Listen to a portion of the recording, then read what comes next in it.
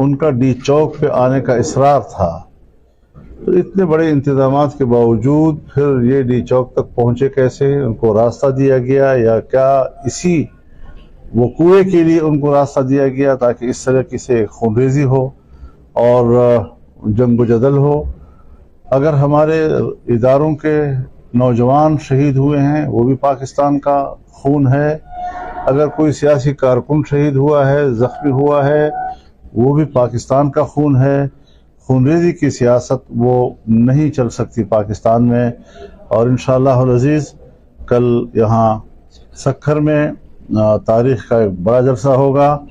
ये होगा इंशाअल्लाह वो अवाम का समंदर जो मुल्क की सियासत पर, बैनुल-अक़वामी सियासत पर अवाम की रहनुमाई करेगा, मुल्क की रहनुमाई करेगा। तो जो संजीदा इक़दामात हैं हमें उस तरह लेने चाहिए और इस तरीके से जो पुरअमन कानून के दायरे में रहते हुए हक़ाइक़ पर मबनी जो इक़दामात हैं और गुफ्तगू है, अगर उसको ताकतवर क़ुव्वतों ने संजीदगी से न लिया और उसको नज़रअंदाज करने की कोशिश की गई तो ज़ाहिर है कि फिर मुल्क में इसी तरह के हालात पैदा होंगे, अनारकी के हालात पैदा होंगे, मुश्किलात के हालात पैदा होंगे, शिद्दत के हालात पैदा होंगे। तो इस तरह हालात को इस मकाम पर ले जाना ये हमारे इदारों की भी एक उसमें ज़िम्मेदारी पड़ती है। इस्लामाबाद में जमा हुए थे तो ये सारी चीज़ें होती हैं कि आप मैनेज कैसे कर सकते हैं, आप अपने कारकुन को सही रास्ता क्या दे सकते हैं, ऐसा रास्ता कि वो जद्दोजहद का भी रास्ता हो और वो तशद्दुद से भी महफूज हो। जी डॉक्टर मौला बख्श बाकी से जो मुतालबात आ रहे हैं खासतौर पर यूएस से, कभी बरतानिया से, कभी कहीं से सुनाई दे रहे हैं कि इमरान खान के साथ जो कुछ किया जाए कि उसको बाहर निकाला जाए, आपका क्या ओपिनियन? मेरे ख्याल में उसको पजीराई नहीं मिल रही है और उसका खुद पीटीआई को नुकसान पहुंच रहा है। इसको बाहर के मुदाखलत से ताबीर किया जाता है जो अच्छी बात नहीं है। लास्ट क्वेश्चन अगर कोई जी मदारिस के हवाले से जो बिल पेश किया गया है उसमें अभी तक आसिफ जरदारी साहब सदर में दस्तखत नहीं है, क्या इसमें सर कोई उनके अगर कल तक दस्तखत नहीं किए तो इंशाल्लाह कॉन्फ्रेंस में इस पर बात होगी। सर मेरा एक सवाल है, पहले जो हनीफ ने किया उसमें ये है कि सिंध की आवाम का बहुत प्रेशर है, ये 6 कैनाल जो बन रहे हैं, तो JUI सूबाई क़यादत हमेशा तारीखी जलसे करती है। आपका 29 तारीख को जलसा है तो उसकी ब्रीफिंग लेके क्या सिंध के हवाले से आप कोई? मेरी जमात ने ऑल पार्टीज कॉन्फ्रेंस की है, तमाम पार्टियों को ऑन बोर्ड लिया है और इंशाल्लाह मुत्तफ़क़ा एलामिया भी दे दिया है उन्होंने। लेकिन मैं फिर भी यही कहूँगा कि हमारी जमात जो है वो सूबाई खुद मुख्तारी की कायल है और सूबे के मफादात के लिए और सूबे के वसाइल पर सूबे के अवाम का हक़ वो हमारे मंशूर का हिस्सा है। और इस हवाले से जो बात यहाँ की गई है उस पर मैंने कहा है कि इस पर कौमी इत्तिफाक राय की तरफ हमें जाना चाहिए। बहुत शुक्रिया जी क्योंकि जी तारिक दुरानी सर पिछली आर्मी तरमीम जो आईनी तरमीम हुई उसके बाद इस वक्त भी कुछ पार्टी नाराज नजर आ रही है, आप लोगों के साथ भी मुआहदात हुए हैं, कुछ चीजें आपकी भी शर्तें थी, आप समझते हैं जिस तरह सूद निज़ाम के हवाले के अलावा दीगर भी जो शर्तें होंगी वो हुकूमत पूरी करेंगी?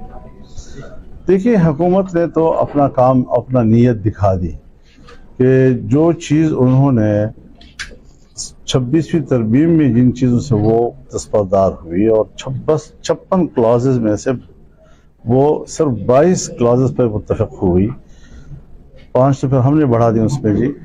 तो अब उसके बाद फिर कानून साजी करना और एक्ट के ज़रिए ऐसे कवानीन पास करना जो आइन की रूह के और इसी 26वीं तरमीम की रूह के मुनाफी हैं, उन कवानीन पर तो आसिफ जरदारी दस्तखत करें। और दीनी मदारस का वो जो ड्राफ्ट है जो इलेक्शन से पहले PDM की हुकूमत में पीपल्स पार्टी की मौजूदगी में ड्राफ्ट तय हुआ था और इत्तिफाक कराया हुआ था, 5 घंटे बिलावल हाउस में मीटिंग करके इसका इत्तिफाक कराया हुआ, 5 घंटे हमने लाहौर में मियां नवाज शरीफ के घर में मीटिंग करके इस पर इत्तिफाक किया। आज उस पर एतराज़ात उठा रहे हैं। तो ये चीज़ें जो हैं ये उनके लिए वबाल बन सकती हैं, इतना भी आसान नहीं है। PTI का धरना बगैर नतीजे के खत्म हुआ, गंडापुर साहब जो ऐलान कर रहे थे या दूसरा बीबी जो ऐलान कर रहे थे कुछ भी हासिल न कर सके, इस पे आप क्या कहेंगे? देखिए मैं किसी पार्टी के अंदरूनी मामलात को ज़ेर बहस नहीं लाता, ये उनके मामलात हैं वो बेहतर जानते हैं। लेकिन बहरहाल یہ جو کچھ آج ہو رہا ہے ملک کے اندر اور جو بھی اطمینانی ہے، اس کی اصل بنیاد 2024 کے فروری کے الیکشن میں ووٹ کی چوری ہے، اور اس نے حالات میں شدت پیدا کر دی ہے۔ جمعیت علماء اسلام پرتشدد سیاست کی ہمیشہ مخالف رہی ہے۔ ہم نے ہمیشہ ایک اعتدال پر مبنی سیاست متعارف کرائی ہے، اور ایک بات طے کرنی ہوگی کہ ہمارے اسٹیبلشمنٹ کو، ہمارے اداروں کو انتخابی عمل سے لا تعلق ہونا ہوگا، تبھی ملک کے اندر ایک اطمینان آئے گا، پبلک پہ ایک اطمینان آئے گا۔ عوام کی سوچ اور نتائج کچھ اور، یہ عوام کے لیے قابل قبول نہیں ہو سکتے۔ کوئی شخص اگر گھر سے نہیں نکلا تب بھی میں سوچتا ہوں کہ وہ گھر کے اندر بھی مضطرب ہے اور اضطراب کا شکار ہے۔ تو ایسی صورتحال میں ہمیں ساری صورتحال کا جائزہ لینا ہوگا۔ جو پرتشدد واقعات ہوئے ہیں اسلام آباد میں اس کی مذمت کرتا ہوں، شدید الفاظ میں مذمت کرتا ہوں، اور میں نے پہلے بھی پی ٹی آئی کو ہو یا کوئی دوسری سیاسی جماعت ہو، جو حق میں اپنے لیے ایک قانونی حق تصور کرتا ہوں، وہی میں دوسرے کے لیے بھی اس کو قانونی حق تصور کروں گا، اور ان کو بھی جلسے کی اجازت ہوگی۔ سوال یہ ہے کہ